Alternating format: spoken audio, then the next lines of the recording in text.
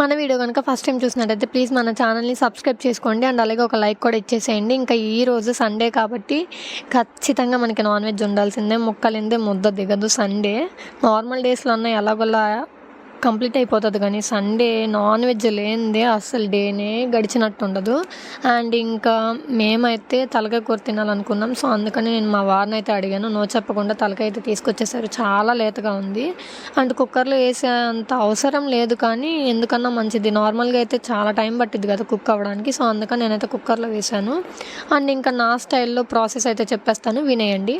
ఇంకా oil heat అయిన తర్వాత దినుసులు వేసుకోవాలి. అవి కొంచెం ఫ్రై అయిన తర్వాత ఆనియన్ చిల్లీ అయితే వేసాను. దాని తర్వాత నేను అల్లం వెల్లుల్లి పేస్ట్ వేసి కొంచెం పచ్చివాసన పోయిన తర్వాత టమాటా ప్యూరీ అయితే వేసాను. నేను డైరెక్ట్ టమాటా వేయలేదు, ఎందుకంటే టెక్స్చర్ బాగుండిద్ది గ్రేవీగా.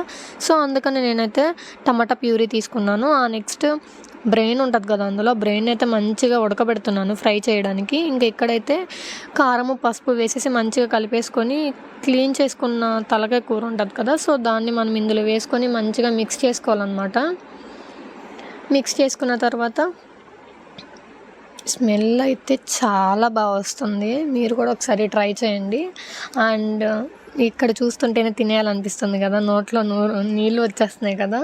సో మీకు ఎంత క్వాంటిటీ వాటర్ కావాలో అంత క్వాంటిటీ వాటర్ అయితే పోసుకొని కుక్కర్ మూత మంచిగా పెట్టేసుకోండి.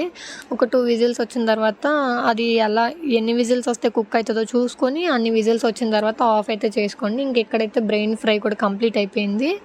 బ్రెయిన్ ఫ్రై కూడా చాలా బాగుంది. నేను ఎప్పుడు కరెక్ట్గా చేద్దాం అనుకున్నా, నాకు ఎలాగో వస్తుంది, కానీ చేసింది తినాలి కదా. అండ్ ఇక్కడైతే కుక్కర్లో కర్రీ అయితే మంచిగా ఉడికిపోయింది. సో కొత్తిమీరతో గార్నిష్ చేస్తాను. ఇంకా ఫైనల్గా అయితే టేస్ట్ చూసేస్తున్నాను. టేస్ట్ చాలా బాగుంది. మీరు కూడా ఒకసారి ట్రై చేయండి. వీడియో నచ్చితే like, share, comment and subscribe.